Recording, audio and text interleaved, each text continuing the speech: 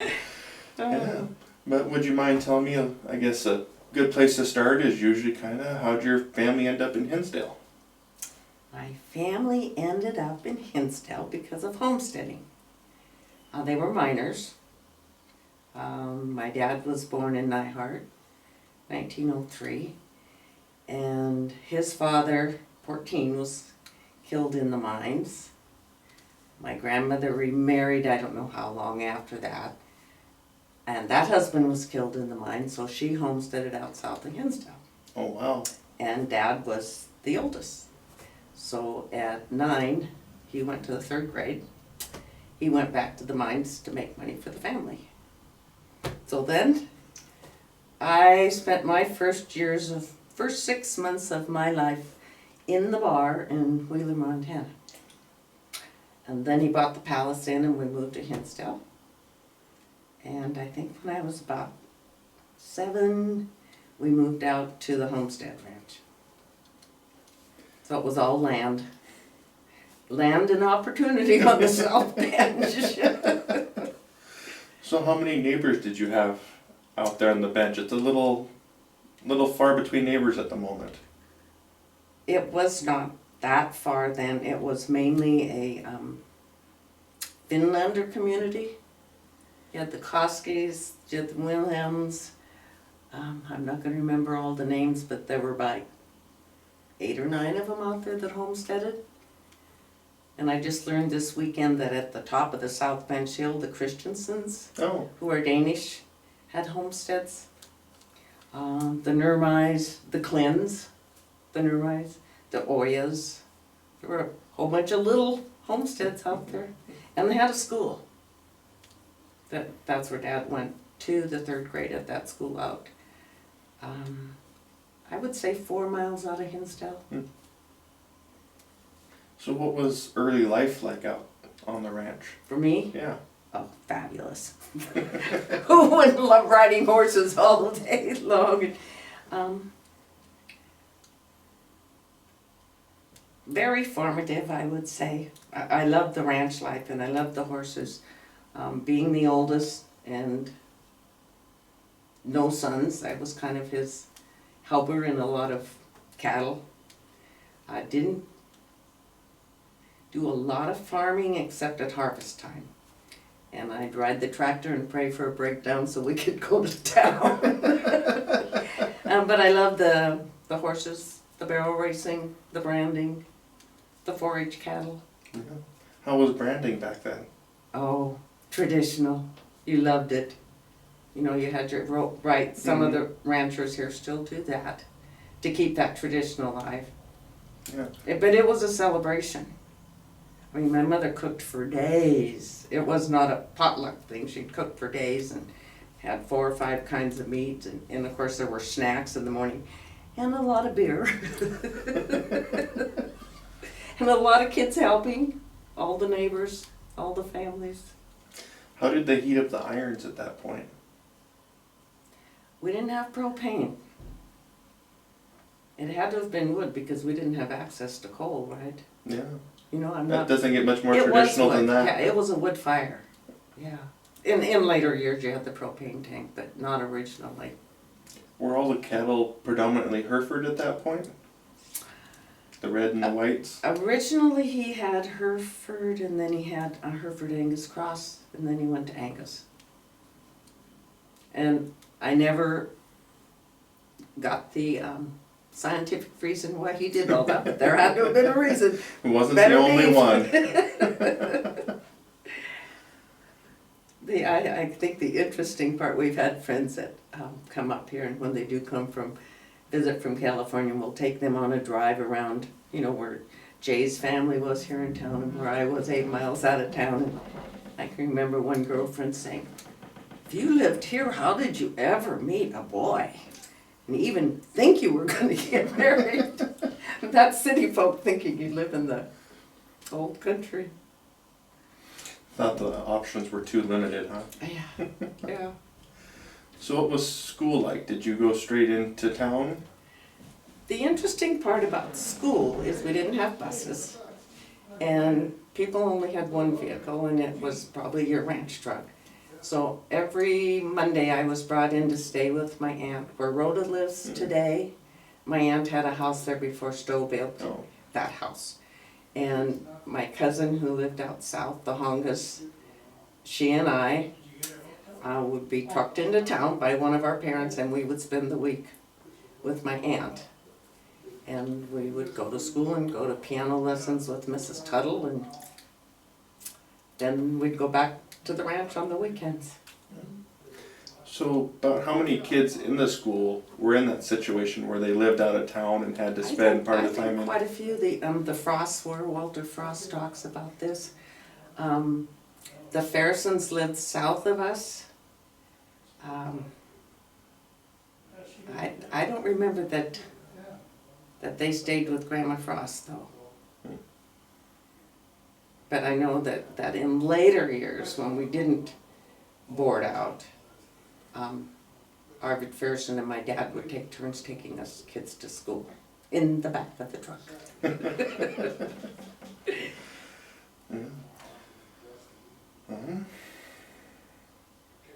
So you said you were the oldest. How many siblings did you have? I have Joanne, who's in South Carolina, and Elma Herring, who's in Glasgow. And then from my mom's first marriage, I have Agnes Mogan and Lloyd Jones and Dorothy Flickinger. And we were a pretty good melded family.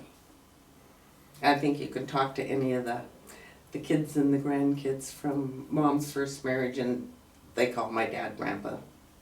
He just loved kids. He did not allow you to be disciplined in front of him. I never disciplined my son in front of him because it would break his heart. Better go outside and have a little talk. Never had a spanking from him. Yeah. But he could say something in Finn and you better react and behave because there might be trouble coming. Be if it was a Finnish curse word or not, huh? Yeah. We figured they were all curse words, but they weren't. We still had a lot of Finlander neighbors. And of course my grandmother, Honga, 14 Honga, lived here. And my Aunt Elman, when they would get together at our house, my mom is not Finn, they would sit around the dinner table and tell stories in Finn. So eventually we understood some of the words, because you knew the story they were telling, so you could translate it. But you knew when they had the little cuss words. Yeah. So how has daily life changed since you grew up on at the homestead ranch? Wow. Well, daily life changed when I went off to Bozeman to college. And it really significantly changed when we took job opportunities and spent 40 years in California. So I don't think the essence of how you live your life changed, or the fact that you were goal-driven changed, or that your work ethic, you took that with you. And that isn't something that everybody gets. And I think that anybody that you interview that grew up on any of these little farms or these little towns has a work ethic that came from their parents and their grandparents. And it just is amazing to see that not everybody gets that. Yeah. Yeah. So I think the significant changes were the golden opportunities in California at that era, and the job opportunities that I had, and particularly as a female. I can remember my dad saying, "Where did you get so smart?" And I'd look at him and go, "Where do you think?" But the opportunities that he had and what he made of his life were very parallel to what I did with my life, just in different avenues. Yeah. I think, and then you retire and everything changes. Yeah. Yeah. Instead of having the opportunity in the mines, you guys had the opportunities in California, so. Right. And we lived there at a really good time as far as job opportunities, and particularly for females, if you have the education. And I didn't graduate from Montana State, but I went back to night school in California, and it was a really intense program. It was interactive learning, And once I got that blessing of that degree, boy, did the world change for me in corporate. I mean, I had good opportunities and advancements prior to that, but I knew I'd hit the ceiling. Had to have that little piece of paper. So you talked a little bit about the opportunities for women. How has that changed over the years and from one part of the country to another in your lifetime? That's a really good question.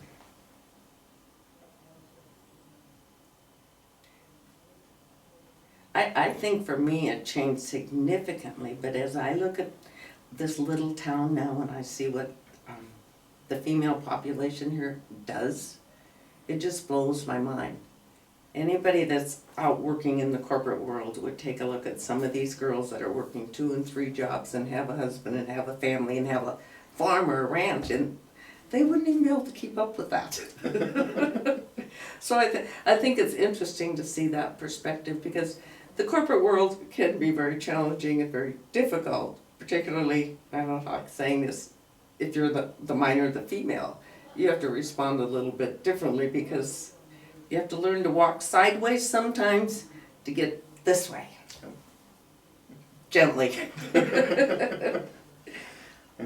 So we're in a small town. There's not nearly the business and industry as other parts, but how has the business in this small town changed over the years? I know that you were talking about the palace and some of those things on Main Street that no longer exist. Oh, yeah. What was Main Street like? Well, when we were in high school, where Stono has his great little laundromat, we had a post office, and the buildings went all the way up to the, almost to the Legion Hall. And then the whole other side of the street was full of buildings on up to the 66 station for the Masonic building. Yep. And then there were a couple of little buildings, and then the Palace Inn and the 66 that McIlvain's had owned at last, I think. Yeah. So obviously we don't have all the types of businesses we had anymore. But what all was on there? I believe we've had a few different grocery stores and some different things. 2 different grocery stores. We had a number of restaurants at that time. My aunt ran 2 or 3 of them that do drop in. What was the last restaurant that was on Main Street? At one time there were 3 restaurants on Main Street. Up until you get to just the bar and Sweet Memories, Well, the last one I knew yeah, of you was the didn't know it, Dewdrop. Donna Campbell came here and had it for a while. She wasn't Donna Christensen then, she was Donna Campbell. But there was I also... think she had it when it was the Dewdrop, didn't she? I thought I Yes, saw a and then, picture of that. then I think the Grady's had it. Oh, okay. And there was also a drugstore in town that the Leslies owned. And you're right, at the time there was the Palace Inn, the Northern, and the Rainbow. And you know the history of that, Yep. right? Yep, I know the Rainbow pretty well, and I know the Northern, but I don't know a whole lot about the Palace. Well, Dad bought it, a lot of history there. The original owners of it were Mr. Ader and my mother's father. And my mother's father was a gambler, so he lost his money and he lost his portion in the bar. That's the story I've told and I'm sticking to it. And then Dad eventually sold it to the Seeleys. That when my grandma Honga said, Yanni, you gotta get these kids out of the bar, because by that time Joanne was the law. So that's why we went out to the ranch. She got out of the bar business. Gotcha. So did most of those businesses, did it all kind of end up revolving around the railroad? Was that kind of how everything came in and everything went out? Because we didn't Yep. have the Yep. semis at that point. Right. So We weren't mobile. It was a month trip to go to Glasgow to get supplies or to take your eggs and milk in to sell it. I mean, you didn't do that. We think nothing now of running to the grocery store, right? We planned for a month. You know, probably every 2 weeks Mom would go to sell eggs. But was that a pretty common thing that everyone had some chickens and some cows and Oh, yeah. sold it to the city? Yeah. And Mrs. Johnsrud, who used to live east of town, had the best cream. They all bought cream for her, even though we did our own milking. her cream seemed to be the best. But she kept that up later in years where a lot of the people quit milking. Were there any official dairies on the place, or was it pretty much just all cottage industry? There was a dairy out where Kelton. That was a dairy out there. Was the Jay now would what I know was that. told is I think the place that I grew up on was called the Old Mix Dairy, but I don't know if that was just a name or not. I know some of the buildings were part of a dairy. Jay would know who that is because they got their milk delivered to this house in little jars. But I don't. So there was maybe one dairy in the area, but everyone else had a milk cow and Yeah. primarily sold the cream and the eggs kind of for some cash flow. Yeah. So what? Or for your own making your butter. Yeah. I mean, we did all those things. So I wasn't the milker though. My mom was a good milker, my dad was a good milker, and they did not have the patience to wait for me to learn. So I went, yay! So you know the history of why we only have one bar now though, right? I mean, I know. Well, at one point that Joe Stuber owned the Northern. Yep. I don't know who had the Rainbow Room at that time, but it wasn't anybody that you know. Okay. And somebody had, I think the Seeleys had the Palace Inn. By that time, business had declined to the point that those three business owners had a meeting, loser out closes the bar. Oh, really? And that's how the Palace Inn went away. Oh. And that building was bought by, had a beautiful, beautiful, what do they call those, glass brick walls? Mm. And I love those. I've always wanted to decorate with them. Dennis Boucher bought that building and it was hauled out to the Fairson place. Oh, really? Did not know that. Yeah. It's a bit of history that I never would have So thought of. that would have been that was like in the 50s. That the Palace Inn went away. Seems like there were 50s, maybe 60s. Seems like there was quite a few buildings in Hinsdale that eventually got moved out of town. Yeah. Because I believe the Majestic Theater is on the Boucher place as well. I believe that's Yeah. their shop. And then I was just reading the other day that I think the original depot was moved out somewhere way out south. Oh yeah. There used to be a beautiful tree up there by that depot. I've heard people say that that was the biggest loss. Not the building, but the tree. cottonwood. Well, and also a loss was the original Legion Hall. Oh. Because I'm gonna say in the 50s and even into the 60s, that was a very active, they'd have plays coming in, Mhm. they'd have music coming in. That's where I took my accordion, learned to play the accordion. They had socials where the women would make up their little box lunches and they would raffle them off, and we all danced. I mean, it wasn't, later in years it was, the booze became more prevalent, but in that time when I was young, it was a family-focused center. Now, how long did those dances last? Because some of them make it sound like they went almost till dawn, depending on the dance. They could have, there was a group of people loved to dance. When Dad had the Palace Inn, they had live music on Saturday night, and they had a dance floor in there. It was huge. And people of that era just, you don't see that now so much. No, and you said live music, so that meant that it was just locals that, Yeah. that knew Well, how it to was play. probably Harmon Tuttle and Bud Hillman and, is it Mrs. Conlon from Seiko? That was a regular band. Leon stuff. So you mentioned Seiko. Was there a rivalry between the towns by that I point? don't think it was that. Well, when I was in high school, definitely, yeah, that was the rival. But we did go to Seiko a lot because they had a movie theater. Mm. But athletic, yeah, that was the rival. And it's interesting now how they have cohesively blended the athletics to be so phenomenally great. The younger generations have set the hatchet aside. Yeah. They've all grown up. They don't think anything different of it. And they love to talk about how cohesive it is. They really are impressed. The young kids, Mhm. that's what they'll tell you. Yeah.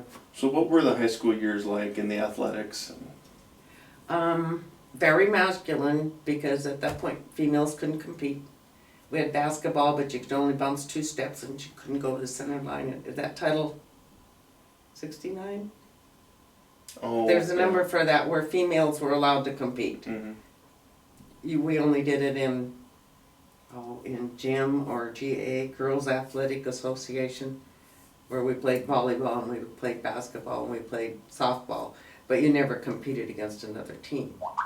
It was just the kids you went to school with. So there were no tournaments. There was no teams. There was no. The boys had, well, for a while they had football and they had great basketball. And we were the cheerleaders and the pom-pom girls and the baton twirlers. We had a different role then. You could be, from looking back to it, and I've talked about this, a little envious of the physical opportunities that the girls have now. And it wasn't that we lacked physical opportunities because we were working on the ranches, but we didn't get to physically compete like they do today. The high school years were very solid, very formative, very structured, I would say. You didn't fool around. Of course, given that you had a dad that didn't go beyond third grade and you didn't have a mother that graduated from high school, it was very important for them that I have high school and do something with it. And it was uncommon. I don't have too many friends other than Mona that went on to college from my graduating era. Danette's era, a number of them went on, but we were just starting to get to the point for, yeah, we can do something other than get married first. Oh, I can't believe I said that. What were some of your favorite memories from school? Oh, goodness. Well, significantly, one of the biggest influences of my life, and this is a personal memory, was Rain Locke. She did a lot with us in GAA and the athletics that we had, but she was also our science teacher, chemistry teacher, and English teacher. And I took upper level English classes with her, but I was a librarian with her. And I think she instilled a desire to use what God gave you to better your life that you might not have seen without some of the discussions I had with her. And when I was going through that interactive college program, you had to evaluate your life, and it wasn't writing a biology, or it was evaluating why you took all the little steps you took in your life and who attributed to that. And I would think up until high school, my parents were the backbone of that, but I think the high school years she gave me that courage to go on to school, and really the courage to leave the state of Montana and move to California. That was traumatic. That's a hard thing for a lot of people. People did not move away from their families. So I attribute that to her. I loved the plays that we did in high school. We did junior plays and we did senior plays. I liked my 4-H activities. Danette and I were 4-H leaders and went to national and did all the camps and the counselings. Peggy had talked about when they went to, I think it was state 4-H, they had to do it on the train. Was that still a thing? No, we went on the bus. That sounds not nearly as fun. It would have been fun to go on the train. But Danette and I had a train trip one time. I didn't leave the ranch too often because my help was needed. And I didn't see that as a detriment, it's just the way life was. But one time Danette and I got to go on the train to Conrad to visit my sister Dorothy. And that was quite an experience. We were in high school at the time, we'd never even hardly been out of town because people didn't leave town. I think the first family vacation we took, we went to Glacier Park. I was 12 in our station wagon. Did some fishing and saw the park. But we were only gone 3 days because you had to get back to the ranch, right? I'm having a hard time imagining doing that 3 days with a modern vehicle. It's a jaunt over there. Yeah, I know. Yeah, but then it was only 55 miles an hour. Yeah. Oh. Oh. Yeah, So you mentioned 4-H. What were the youth organizations around town? We were active. We had 4-H. We had Methodist Youth Fellowship on Wednesday. We had Luther League on Thursday. And then we had some of the band and chorus things after schools too. Yeah, but we all went to NYF, and we all went to Luther League. Yeah, everyone together. Everyone together. And of course, then you had to have your weekly 4-H meetings, so. Oh, they were weekly at that point. Yeah. I think my mom would have a hard time doing that. She has a hard time getting them just to the monthly ones. Yeah, and it's a lot of work for the leaders and the counselors. Yeah. So you mentioned Locke. Would females have been a standard in schools at that point, or were they still kind of the exception as teachers? Most of them were, no, a lot. I would say it was half-half. The only significant male teachers that I remember were McCormick, Zorn, and Scott. Scott had band, and McCormick FFA and 7th and 8th grade, and Zorn was the coach. Mm-hmm. And so you would have gone to the two-story school? Yes. Yes. How was that school, especially class night where you got to march up and down those steps with those candles. Yeah. And I went there before that addition was added. But most of your grade school teachers were female. Okay.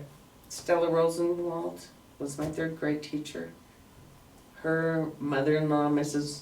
Jessie Rosenwald, I would never say Jessie, but Mrs. Rosenwald was my 5th grade teacher. I don't think I had a male teacher until I got in 7th and 8th with McCormick and Zorn.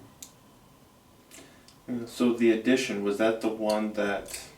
Where the shop is now. Okay, the shop was addition to the old school. Yeah. Okay, that's what I thought. Yeah. Now, there was an auditorium that was built on as well? Or where were sports played? In that old auditorium. Okay. It was like a basement. Okay. Yeah. I feel like we dug into the foundation for that when we put the greenhouse in. I'll bet you did. Yeah. It had to be moved about 10 feet. Because there was, you actually went in the door and went down in like a basement. But at one point, and I don't remember this, Jay does, but right beside it, they had a canning operation. Really? And all the females in town used to go up there and do their annual canning. Just of vegetables primarily, Yeah. or? Well, they did meats, they did everything they canned. So did most of the food come from the homestead and the garden and the ranch? It was not pretty much the grocery was for the things that you just physically couldn't produce yourself? I think I was an 8th grader before I had a piece of purchased bread. And I went, wow, is this good? Why don't we have bread like this at home? Yeah, you grew it, you made it. Now, I think if you interviewed some people that grew up in town, Jay wouldn't have these same significance because they didn't raise beef. They did do gardening, but we were pretty much, if we didn't make it, sow it, we didn't get it. So what would a typical garden look like? Oh my God, wow.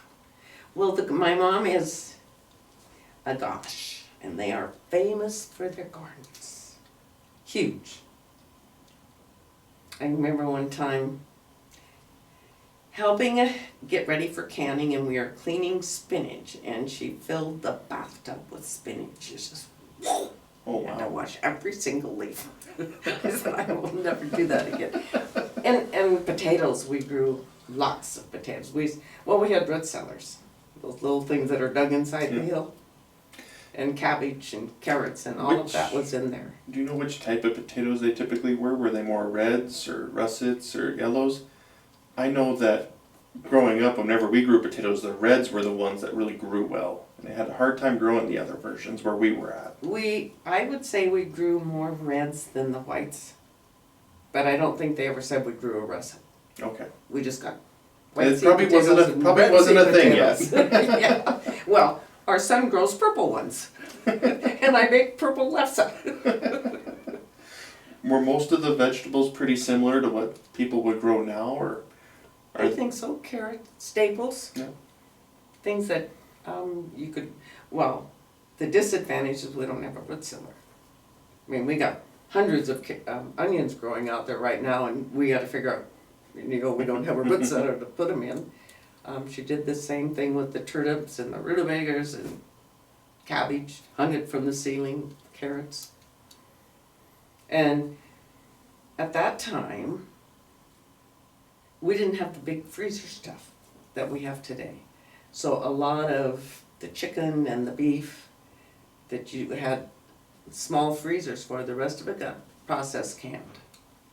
So we always had access to really good meats. Later in years, she got, well, it was a restaurant type freezer.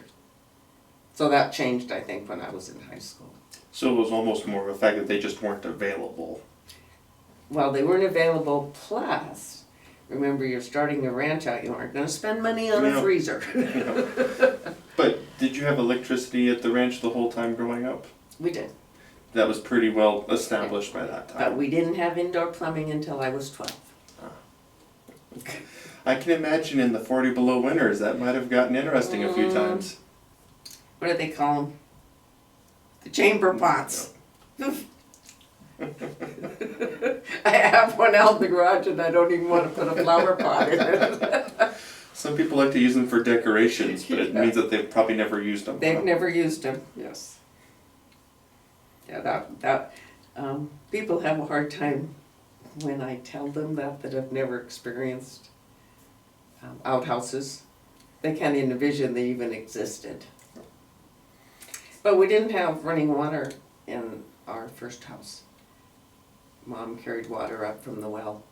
So that was a question I was going to ask. How does the garden function in dry Montana when you don't have running water? That, you know? Were they all close to the creek bottom where it was wet as it could be? Did they have some sort of irrigation the they used? potatoes weren't, because, and that has changed too.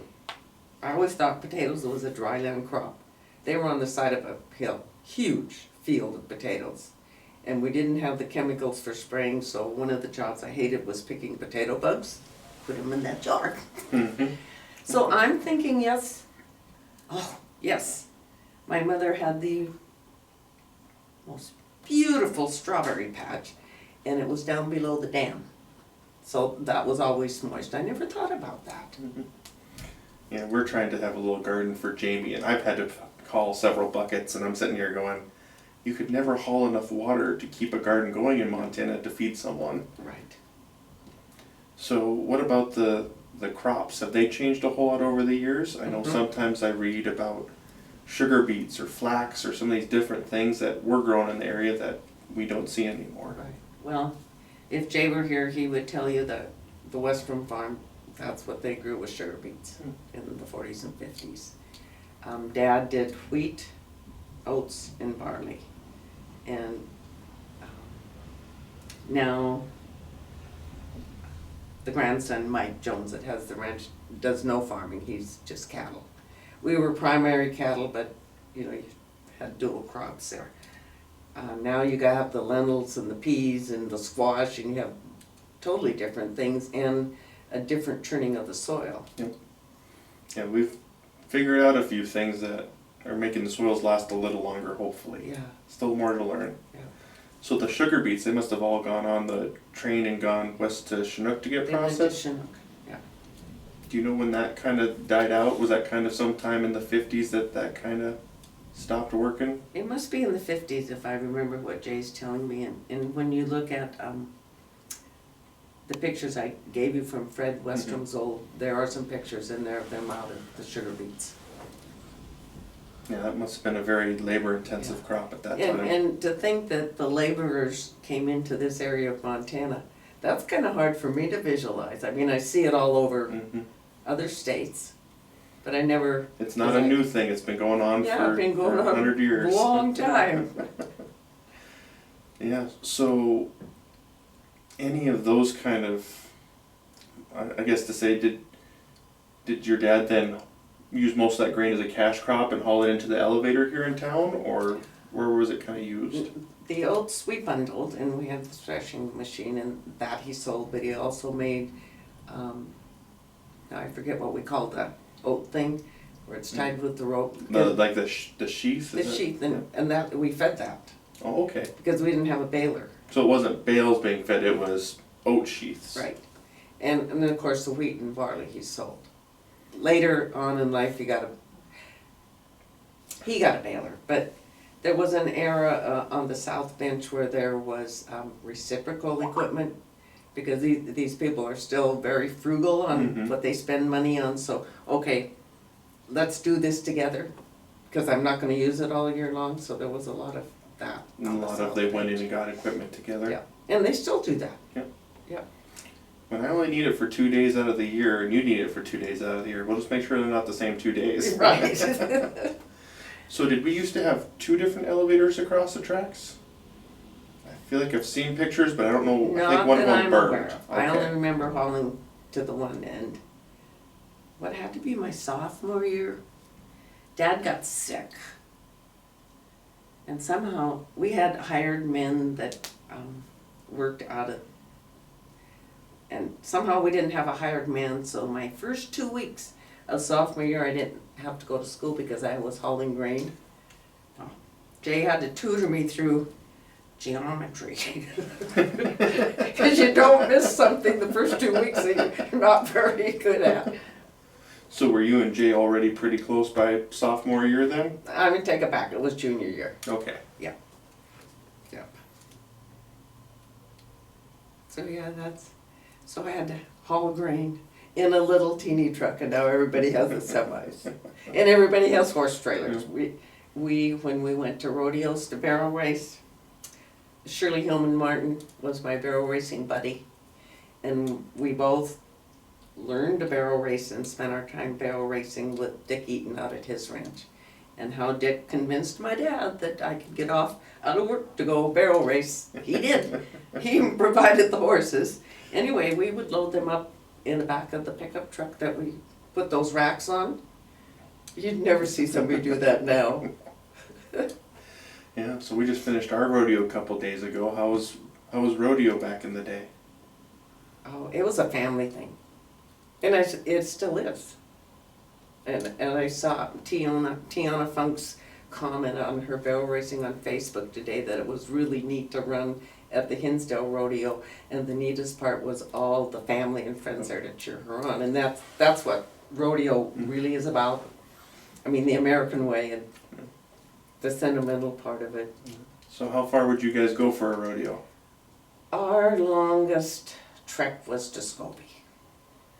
And It's a lot of dirt road. a lot of dirt road, slow at the time, and you know, people travel along. I look at how the kids are traveling now for athletics, barrel racing, and parents. We didn't do that much in those days. So when you went to Scobie, would you go to Glasgow first, or was there a good road up through Glasgow Teeny? first. And then we did a lot of riding in parades. We rode, I think you'll see it in the video with Mike Eaton and Cheryl Swanson. Our horses in the Centennial in Glasgow. Cheryl rode side saddle. We were in 2 or 3 other parades that we took horses to. Dad liked doing that. Well, we sure enjoy seeing people do it. Yeah, for sure. I love the horses that are in the parade on the 4th. Yeah, so what else is unique about Hinsdale and life growing up here?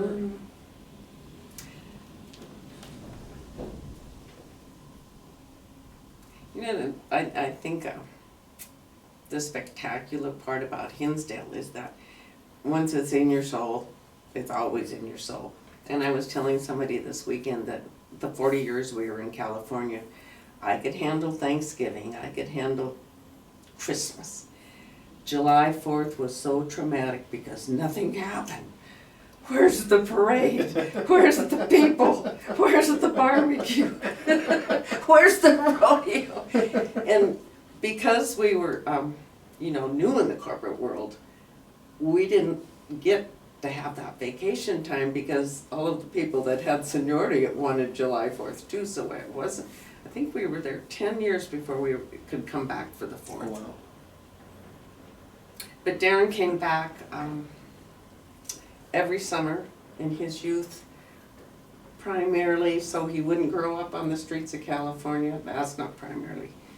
Primarily so he knew his heritage. And he would spend time out at that 14 ranch, and he would spend time here in town and at the farm with the owner, John and Kurt. So he thinks he was born in Montana. I think there's that rain we were talking about. So I think it's a special town and has a special place in hearts, and I think it's a hard place for people to leave. Because you see a lot of return versus leaving. Yeah, I think we all kind of come back.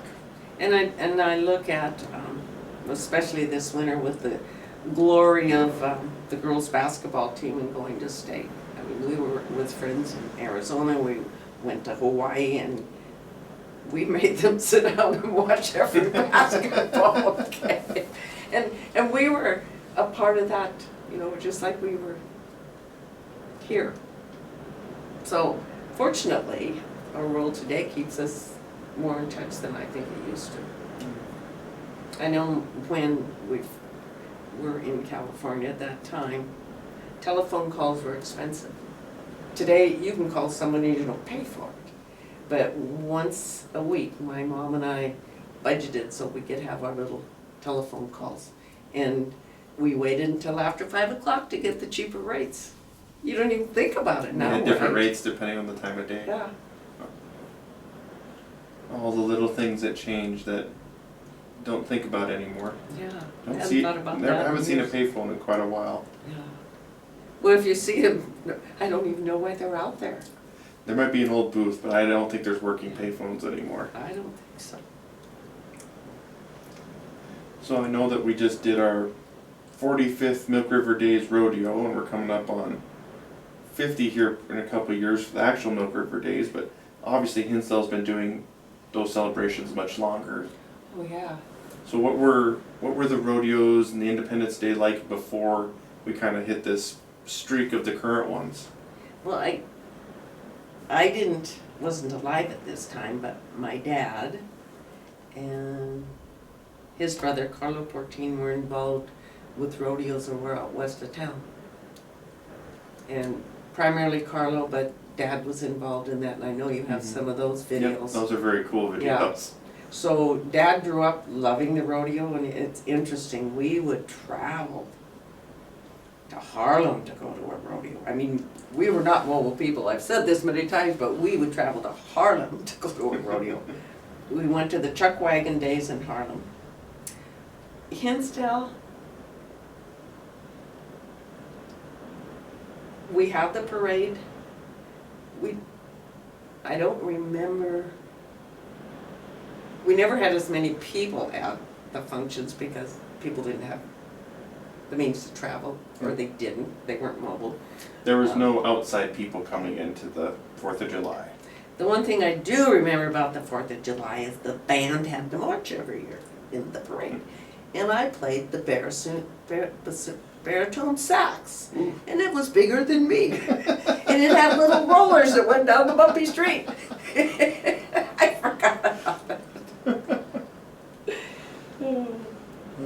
I've heard that there were also various picnics from time to time, either... Well, the significant activities were in the park. Huge, huge. And a lot of it was potluck, but they did that beef that they buried in the ground, and that park was just full. And people came from miles around because of that. I'd never heard of them doing the buried barbecue until I was in high school, and we added the new outhouse in the park. And we dug into the old pit, and I was so confused why there was rocks and ash about 4 feet down in the ground in the park. Yeah. Until someone explained that evidently right where that was where at least one of the pits was. It was really good. And I think you've got some videos of that, because I think Dad took, yeah. No, I'm very thankful And for the videos. river, everybody used the river. I mean, the Mercers had a boat, the Rosendahls had a boat, the Claypools had the boat, and they were willing to teach everybody. Has the river changed much over the years? I mean, I know before the dams they said it was possible for it to dry up, but has it always been pretty consistent? Not that I know of. Jay would have to comment on that, because until I was 16, we didn't go to the river much because my dad didn't swim and he was water panic. Oh, And out at the ranch, and before we moved down to where Mike Jones now lives today, we didn't have indoor plumbing, so all the water for your bath had to be hauled to something. So in the summer, we bathed in the reservoir. But we had this big rock outcropping that we would sit on and do our bathing in.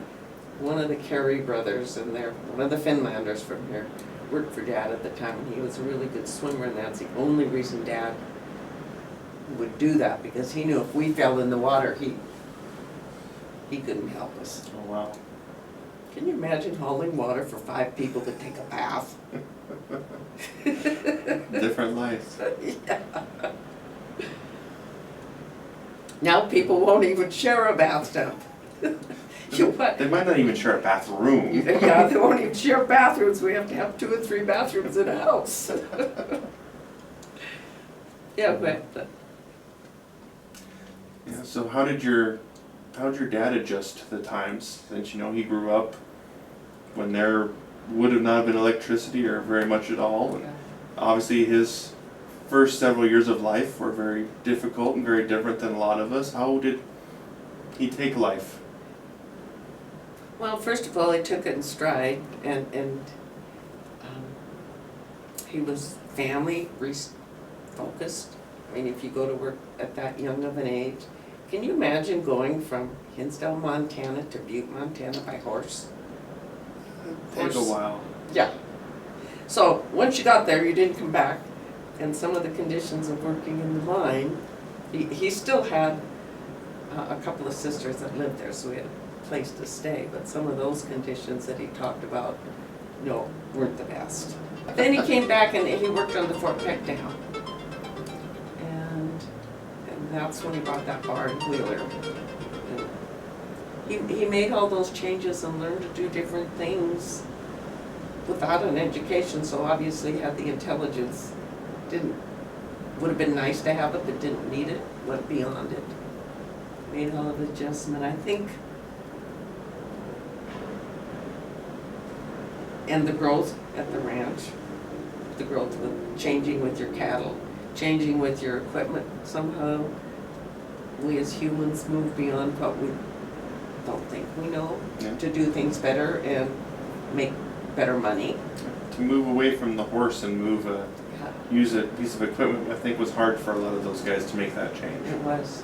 We kept that team of horses, Rufus and Roy, for a long time. And I was just telling someone the other day, one time, and I'm thinking it was a Memorial Day function in Hinsdale. We always came to town on Memorial Day. But it snowed. He had a snow sleigh. He hooked up the horses and brought us to town in that sleigh. And there's no pictures, can you believe it? Here we all bundled up, and guess what? We didn't have space heaters. So he made the changes. I think I know what was frustrating for him and challenging for him was the travel. And they were really great. They came to see us in California a number of times, but he never really liked flying. He did not like driving fast. He did not like windy roads. Speed of life has changed a little. Yeah. So we're lucky enough that it's raining right now, and it's been a very wet year, but not that long ago we had a pretty bad drought, and we're pretty well known for going from one extreme to the other. How did that affect everyone? Either it be the very wet years with the floods, or the very dry years where you wondered if it was going to rain again. Yep. I think this has changed over the years too, where you were involved with your parents and their ranch, and you probably were more in tune with the financing. Back in my era, that wasn't something parents talked to you about much, other than, no, you can't have that, we can't afford that, or no, we don't spend money on those kinds of things. So I never really knew the financial operations of the ranch until later in life, just to know that he was wise enough, frugal enough, and saving enough to be successful. And I think that holds for both families here. But at that point, they didn't bring you into that realm of their world. Maybe they felt it would worry you, I don't know. Wanted you to have the innocent childhood without having to be an adult before your time. You don't have to worry about money at 8 years old. And I wonder if that wouldn't be something that your dad probably stressed almost a little bit more, considering his childhood was very different. Well, and I look at what that taught me though. We're not your typical Californians where you go out and buy everything you want and put it on credit. You either need it or save for it and pay for it and enjoy what you have versus having everything and be so in debt. Yeah. If you couldn't have it, you couldn't have it. Right. You found another way. You learned that early. And maybe by the time you really did get that significant something you wanted, you appreciated it more. Tell me a bit more about your mother. Oh, that character. I love both those parents, but she was a pistol, and I think anybody who would talk about her would say that. She was famous for wearing high heels, and before they were even fashionable. Oh, really? Women wear them now, but way back before I was even born, she was famous for her shoes and the way she dressed and her hair, and loved to dance. Loved fabulous, fabulous cook.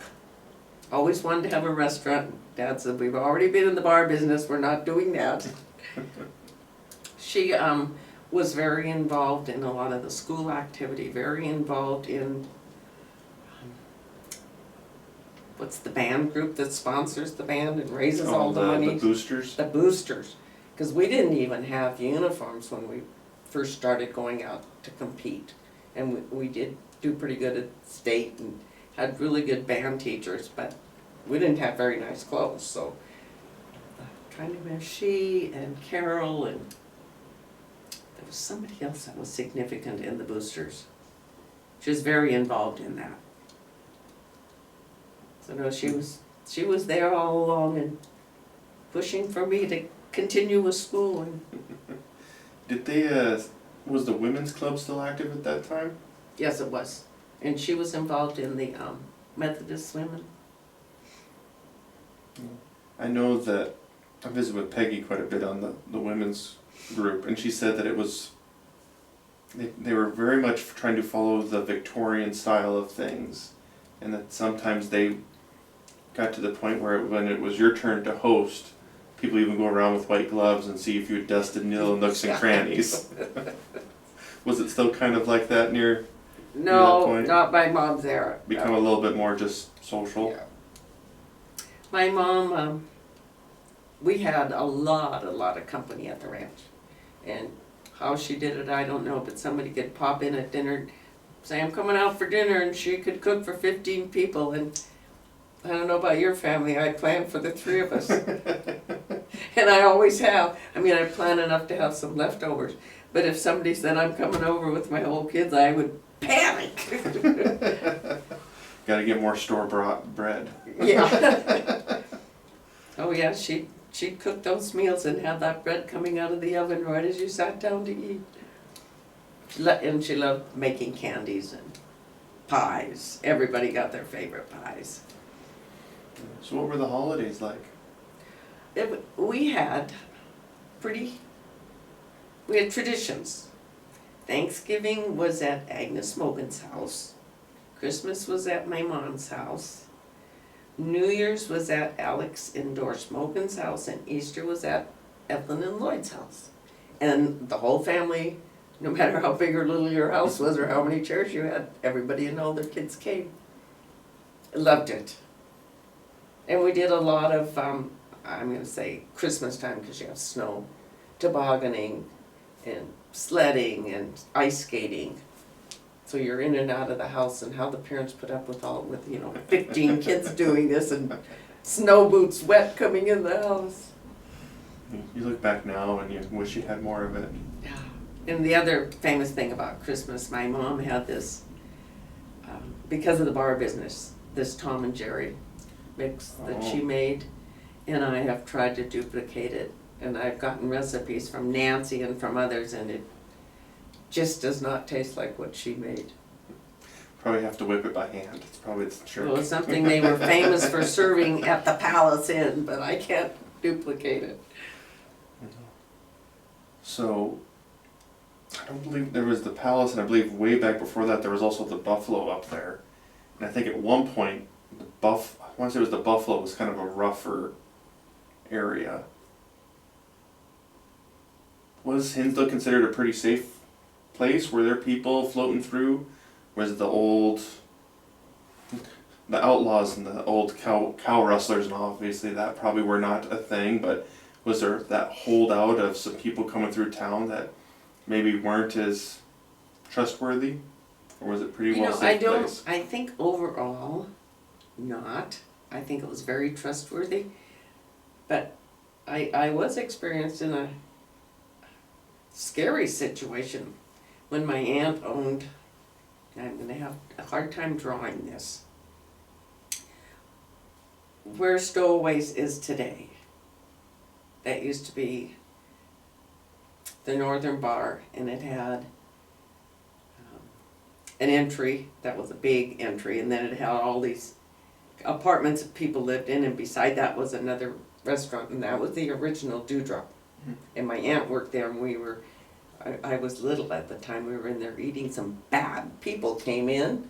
Fortunately, my dad was able to get Mr. Rennick over, and off they went to jail. Oh, really? Yeah, right in that cafe. And I had to go down with my dad because I had witnessed this whole thing. And I don't remember, other than the scary part about seeing those guys and then them handling it and then going down and looking at somebody in jail. So did you have to go all the way to Glasgow? Yeah, Glasgow. Was there a deputy that lived in town at that point, or was John Rennick. Okay. Yeah. So it was kind of a town designated Yeah, he law lived, enforcement. Do you know the house that Tom C. just sold to somebody from out of Yeah. town? That's where John Rennick lived. Oh, okay. And at one time he was a bouncer at the Palace Inn. Rowdy enough we needed bouncers, huh? Yeah. Were people wearing pistols? No. You only Gone saw away guns at before night. the war and all that. And become truly civilized, huh? Yeah. But you know, on the ranch, I loved rain. Mm-hmm. Because that you didn't have to work. And if it looked like rain, prior to the rain, after the rain, it's after the rain, I hated because we had to go pick rock. Because you couldn't be in the fields. And we had this rock boat. We pulled it with a little originally with a horse, and then eventually with this fortune that is sitting out at the Jones place. I was not a fan of picking rock, but we did it. Yeah, And we tend to have a lot more rock on the south bench than you see on the fields of the north bench. And that was a thing that was different with the town that isn't so significant. You had a social south bench and a social north bench, and there wasn't a lot of interaction unless you were related, like we went out to the Mogans. The only time they kind of socially got together was at the Legion Hall, so that was the meeting. They were far enough apart that you didn't really get to know your neighbors across the river. Yeah, I hardly knew people out north until I started barrel racing and was out there with the Eatons. You knew the names because of school, but you didn't know the families. And that doesn't exist today. I mean, your mom goes out to Sonia's brandy. Yep. Well, I hate to say it, the community out south has shrunk a little bit. Just so you think a little bit. Yeah. So how far south, and maybe you didn't interact with people, but I mean, there's a large distance from the ranch all the way up to the Missouri, at the county line.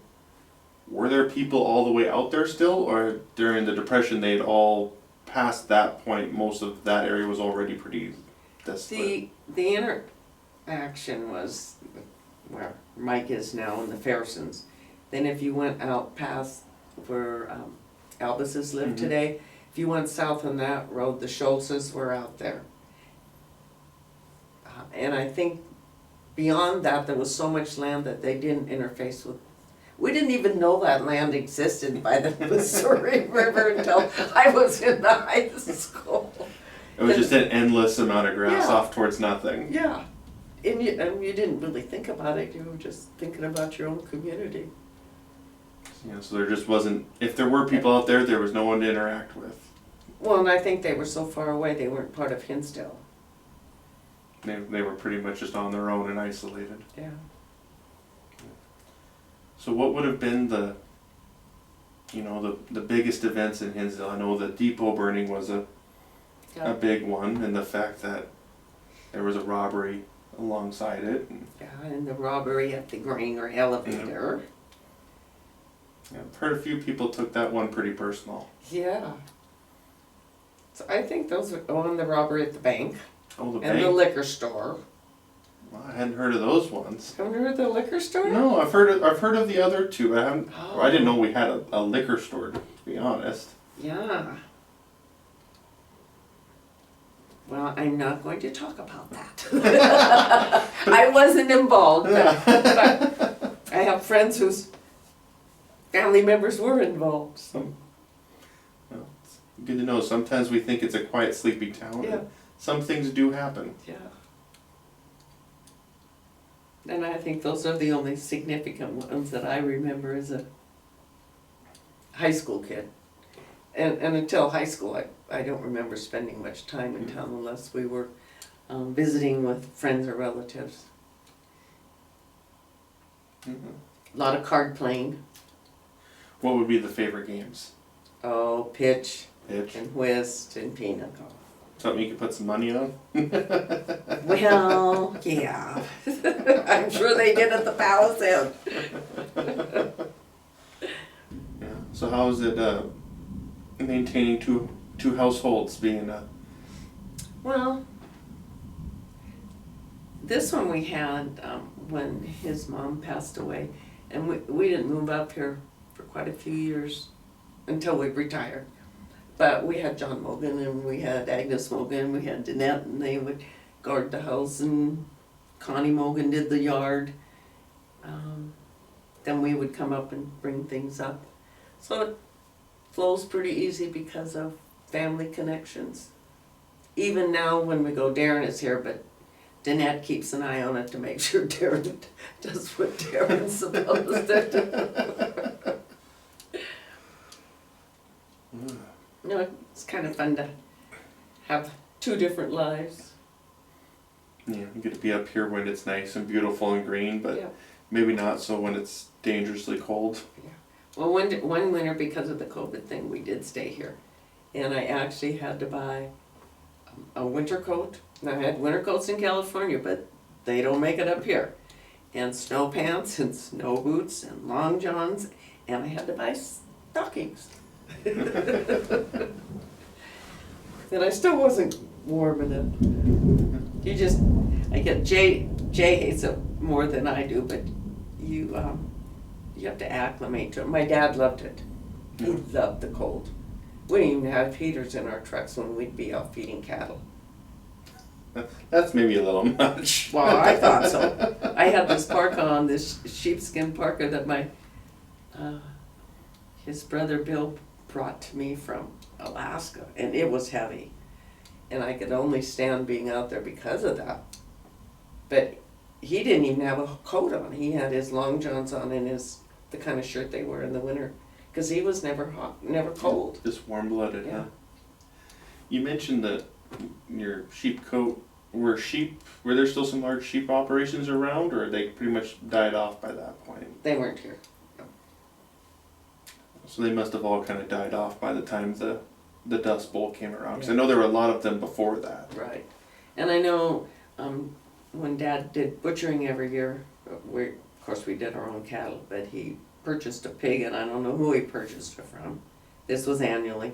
And he purchased lamb from up at Richland. Oh, Relatives at Richland that had lamb. they had to come down quite a ways then for at that point. But I'll bet some of it was mutton and not lamb. Yeah, depends on how good a relative it was. Yeah. Yeah, so did you get on the train fairly frequently when the Skidoo, when it was going back and forth, or? Jay did that. I didn't even know it existed because Oh, remember really? I wasn't a town Yeah. girl. Yeah. Didn't get that luxury. He got to do that with Kellner and Florence Westrom, and of course the ladies got all dressed up, their little gloves, their little hats. That was that era. Yeah. Well, did it make a big difference on the community when this train stopped Oh, I'm coming sure. into town? Excuse me. I'll bet, but I'm gonna guess. By that time, they were into the auto era. Everyone had their car at that point, so it Every didn't matter state as car. much. A car. Not too many people had 2 and 3 like we do today. Every person needs at least 2. Yeah. I got a coworker that comes up sometimes from Missouri and helps me with some meetings, and he was amazed when we go onto ranches, and he's like, "Do you like 12 people live here?" I'm like, "No, more like maybe 4 or 5. Like, why do they have so many vehicles?" Well, on the ranch, there's about 2 vehicles per person, because you have to have one to go to town and one to feed for work, or pulling or whatever. Yeah. It's definitely different. Yeah. So what's the biggest thing you miss from your childhood? My mom and dad. And my sister Agnes. She likes to think she raised me. No, I think you'll always miss the times you spent with all those people and all that they contributed to your life. Mm. And that's a good thing. And I think there are people that don't even realize they should miss that. If there's one piece of advice you could tell people, what would it be? Dare to be brave, follow your dreams, have dreams, and follow them. Yeah, it seems like you guys had some pretty big dreams and you went long ways with it. And focus on family and friends. We're lacking that in the United States right now. It's so important. That's why it's nice to come back home. Yeah. And I know it's hard, depending on where you're living and what you're doing for a living and how you're struggling for a living. But you just got to take the time. Otherwise, you lose touch with those people and it's hard to get it back. Yeah.